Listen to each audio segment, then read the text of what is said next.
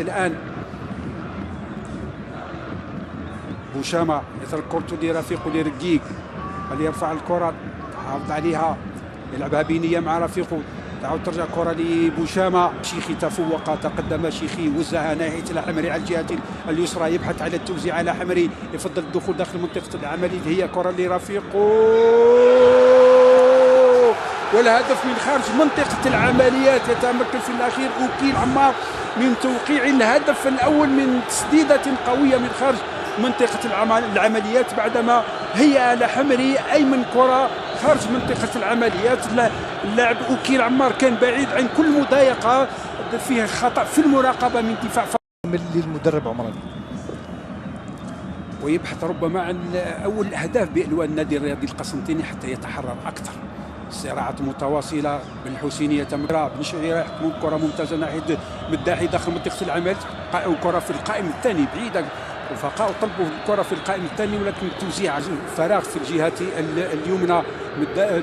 الحمري وجانبية يتحرك بقوة، يلحق عليها مداحي، يوزعها مباشرة كما جاءت ناحية رأسية مان، والحارس بصعوبة وببراعة يتمكن سعيدي من إيقاف هذه الكرة وهذه الرأسية من مايا كسال. توزيعها وتدخل الدفاع والتغطية الدفاعية، كرة إلى الركنية، ثاني ركنية في اللقاء وأول ركنية للوفاق. من جهة الكرات الخطيرة ده مسؤولية كبيرة، زاوية الرؤية أفضل من بقية اللاعبين. الحمري يرفع كرته داخل منطقة العمليات، تسديدة وتدخل الدفاع بقوة قبل ما يلحق عليها لاعب الوفاق. التدخل كان قوي، وين توصل الكرة الحمري يجد المساحة الحرة ثم الانطلاقة من شيخي وبصعوبة تبقى لمصلحة اللاصقة على الأحمري. يمر الأحمري حافظ على كرته يغطيها، ينتظر المساندة، الضغط عليه، مضطر لتوزيع الكرة ناحية رفقاء وتعاود ترجع له الكرة وخروج موفق لبوحلفاية، يغطيها، ينتظر صعود زملاء محاولة المرور، يمر أمام لاعبين اثنين، التغطية، الضغط عليه على حامل الكرة، ثم مضطر الوفاق العودة إلى الخلف بعد عود بتشكيلة الفريقين. بالنسبة للنادي الرياضي القسنطيني بوحلفاية في حراسة المرمى، فريقين في الوقت اللي في محاولة تسديدة من بعيد، وكيل لديه مقومات المدربين في الوقت اللي في محاولة تسديده ممتاز، وتوزيع الكرة في القائم الثاني، بالفعل يوزعها في القائم الثاني. المتابعات خطيرة وتدخل الدفاع، تدخل المقابلة منذ بداية المقابلة، وثاني ركنية في الشوط الثاني، والتوزيع في القائم الأول من ركنية وتدخل الدفاع، تكتل الدفاع. النادي الرياضي القسنطيني تبقى لمصلحة الوفاق عن طريق بوشامة، يوزع الرأسية وفوق الإطار. النادي الرياضي القسنطيني المراوغة، توزيع العرضية وتدخل الدفاع، لا الرأسية وتدخل الدفاع، نعم، من الركنية. راية مرفوعة، في راية مرفوعة من الحكم المساعد، رد فعل سريع من جانب النادي الرياضي القسنطيني، وكأننا نشاهد محاولة بمحاولة، هجوم بهجوم. على الجهة اليمنى موجودة، يلحق عليها رفيقه، يوزعها داخل منطقة العمليات، المقصية ضائعة. الحمري مررها ناحية رفيقه لوكيل، الضغط على لوكيل، تبقى لوكيل، يتمكن من إيصال الكرة ناحية رفيقه، هذه المرة على الجهة اليسرى، والتوزيعة موجودة، المتابعة، والحارس بوحلفاية في الصراع الثنائي تعبينية ممتازة، وتدخل الحارس في الاخير اللي يوصلها له، لا يفضل يوزعها داخل منطقه العمليات ناحيه مايا اكسل، وفيه رايه ثابته، وفيه لاعبين يساعدوا من اجل التمركز الجيد داخل منطقه العمليات واستغلال الاخطاء داخل هذه المنطقه. الكره مرفوعه الراسيه والى 5 أمتار و50، كره ممتازه، ثم يكيد يترك كره تسديده قويه وجانبيه الى 5 أمتار و50. وكيل البحث عن المراوغه، الحكم يقول يترك اللاعب يتواصل، الحكم أوروبا، والحارس سعيدي داخل منطقة العمليات، ماداني ما تمكنش منها، كرة بعيدة، لا أحد في الاستكان في مكان جيد، ثم الكرة داخل منطقة العمليات، تسديدة وهدف التعادل. يتمكن في الأخير مايا أكسل من تعديل النتيجة بتسديدة قوية في الدقيقة 75، يتمكن ماكسال من تعديل النتيجة. والمخرج سمير قنز يركز على زيتي، إذن زيتي هو الذي يتولى تنفيذ أول ركلة، هو الركلة لمصلحة الوفاق، الركلة الأولى للوفاق بعد التركيز من بوحلفاية وزيتي. من سيتفوق، زيتي وبوحلفاية؟ زيتي بقوة يسجل زيتي خبرة السنين زيتي. نعم يتمكن من توقيع من تسجيل الإصابة الأولى أو الركلة الأولى ناجحة بالنسبة للوفاق. تسديدة قوية رغم ارتماء بوحدفاية في الاتجاه الصحيح، إلا قوة التسديدة يستعمل القوة هنا. ديب إبراهيم من جانب النادي الرياضي القسنطيني، أول تسديدة من ديب إبراهيم هو الذي سيتولى التسديد. ديب إبراهيم والحارس سعيدي، من سيتفوق؟ سعيدي وديب. هداف النادي الرياضي القسنطيني ديب إبراهيم. ديب يتهيأ في لحظة تركيز طبعا. ديب إبراهيم ويوقع الإصابة الأولى، الركلة الأولى ناجحة. إذن الوفاق ينجح في الركلة الأولى والنادي الرياضي القسنطيني ينجح في الركلة الأولى. التعادل المستمر في انتظار الركلة الثانية من شيخي هو الذي سيتولى تسديد الركلة الثانية. شيخي أمامنا على الصورة، والحارس بوحدفاية زكريا. صعب الأمور على اللاعب وعلى الحارس وعلى الجميع. الكل يترقب شيخي ويتمكن وينجح في تسجيل الركلة الثانية. شيخي مع كرة في الزاوية البعيدة ويتمكن من إضافة أو تسجيل الركلة الثانية. الركلة الثانية للنادي الرياضي القسنطيني. من سيتولى تنفيذ الركلة الثانية للنادي الرياضي القسنطيني؟ مرباح. وصال مرباح وبقوة، استعمال القوة، قوة كبيرة. يتمكن وصال من مباغتة الحارس سعيدي وينجح في تسجيل الركلة الثانية للنادي الرياضي القسنطيني. اللاعب المالي على الصورة في الركلة الثالثة. جيدو الركلة الثالثة للوفاق أمام بوحدفاية زكريا حارس النادي الرياضي القسنطيني. اللاعب المالي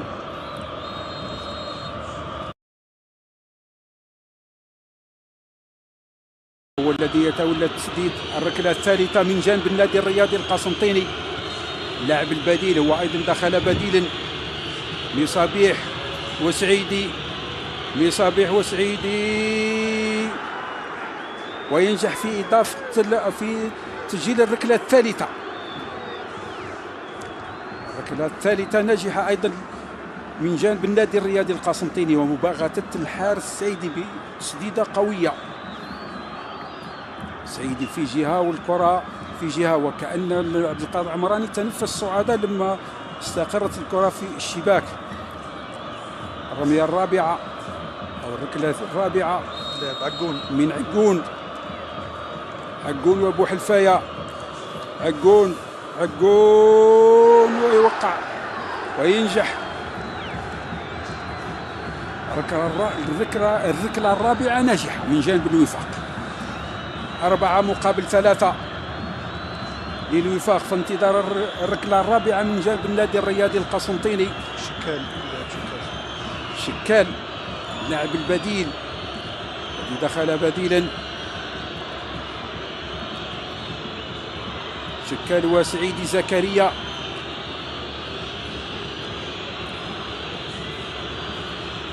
شكال عفري، الشاب عفري أمام خبرة سعيدي. شكال ويوقع بروعة.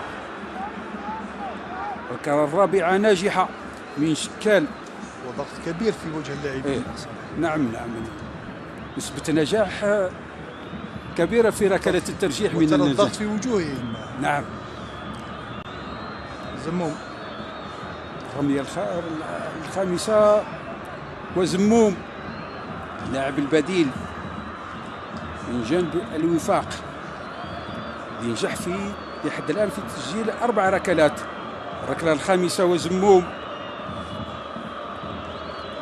وابو حلفاية زكريا. زموم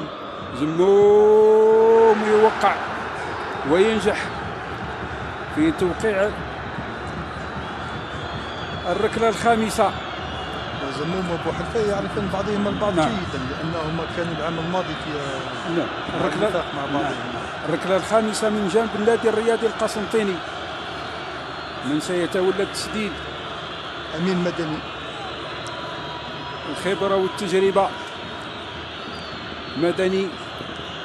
تحدثنا عن خبرة المواعيد الكبرى. نعم. مدني.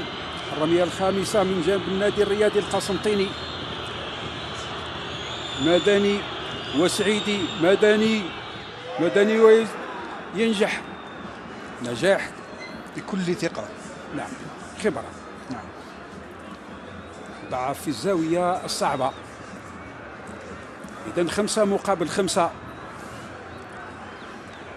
الآن نصل للسلسلة الثانية والتي تكون أصعب.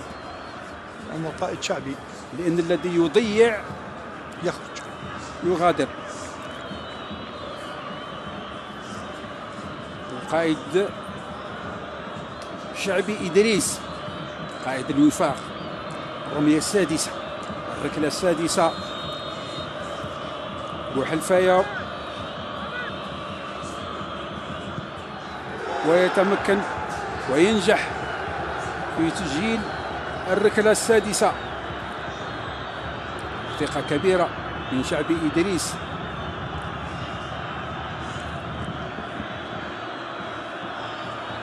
ست ركلات ناجحة من جانب الوفاق. الآن السلسلة الثانية. نحن في السلسلة الثانية الآن. المدافع زعلاني والتسديدة السادسة. زعلاني. الكل يترقب، الكل متخوف طبعا. زعلاني يتمكن من التسجيل. ينجح في توقيع الركلة السادسة رغم الارتماء من سعيدي. ارتمى في الاتجاه الصحيح لكن قوة التسديد على اللاعبين يسدوا بقوة. نعم. حيتالا. الركلة الثانية في السلسلة الثانية. نعم. بعد ما نجح الوفاق في السلسلة الأولى 5-5. الآن السلسلة الثانية والركلة الثانية من جانب حيتالا والوفاق. حيتالا الكل كأنه على رؤوسهم الطير. حيتالا في نفس الزاوية بخبرة ينجح. هم الأكثر خبرة في سلسلة الركلات الترجيحية هم المدافعين. نعم. لأنهم هم الذين تجد عندهم الثقة الكبيرة للتسجيل في أغلبية الفرق. وفرحة حيتالا بنجاحه في توقيع الركلة السابعة. بليلي والتسديدة الثانية في السلسلة الثانية من جانب النادي الرياضي القسنطيني. بليلي الذي تألق مع العديد من النوادي. بليلي سجل بليلي. ينجح في تسديد أو في تسجيل الركلة الثانية من السلسلة الثانية. 7 مقابل 7. براهيمي بالقسم الآن. لاعب البديل براهيمي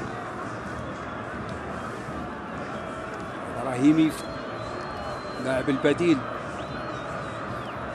ولكن الاغلب تقريبا اللي يسدوا ركلات الترجيح هما اللاعبين ايضا اللي دخلوا بدلاء اللي جاهزين بدنيا. براهيمي وابو حلفاية صد هذه الركلة. ابو حلفاية يتمكن من صد هذه الركلة الثالثة في السلسلة الثانية. ابو حلفاية ينجح هذه المرة امام حيتالا وهو الذي يعرف براهيمي جيدا كان معه الموسم. نعم. إذن الوفاق براهيمي يضيع، متأثر جدا بتضييع هذه الكرة وهذه الركلة. ننتظر الركلة الثالثة من جانب النادي الرياضي القسنطيني في السلسلة الثانية.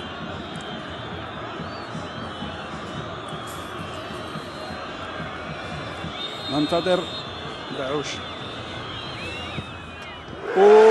بعوش يضيع الركلة، ضيع بعوش، ضيع خارج الإطار تماما.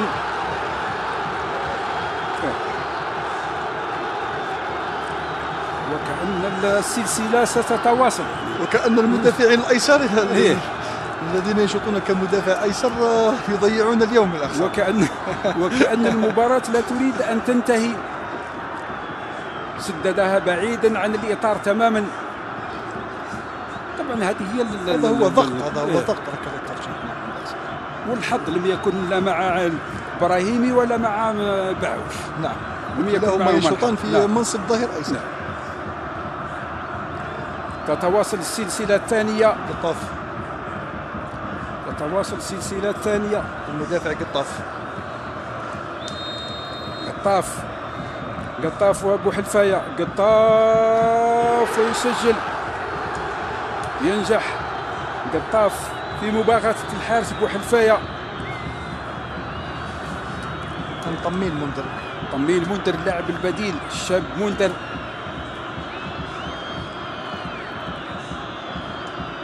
سلسلة متواصلة الثانية. قطاف بقوة، مباغتة الحارس بو حلفاية. منذر، طمين، والركلة الرابعة في السلسلة الثانية. منذر يوقع، ينجح في مباغتة الحارس. سلسلة متواصلة، السلسلة الثانية بعد تنفيذ 4 ركلات. كل فريق دوري نجح. الحراس. نعم، لأنه يتم إقصاء لاعب من طرف النادي الرياضي القسنطيني لكي يكون التوازي العددي بين وفاق سطيف نعم، لأنه وفاق سطيف خرج لاعب. ننتظر سعيدي وابو حلفاية. سعيدي على القائم، تسديدته على القائم، تسديد سعيدي على القائم. سعيدي سدد بقوة ولكن المرتدة من القائم اصطدمت بالقائم وعادت إلى أرضية الميدان. أقصي اللاعب بن مصيبح من سلسلة ركلات الترجيح. نعم، هذه السلسلة الثانية. ننتظر سعيدي وابو حلفاية. بو حلفاية وسعيدي. بو حلفاية وسعيدي. ويتأهل النادي الرياضي القسنطيني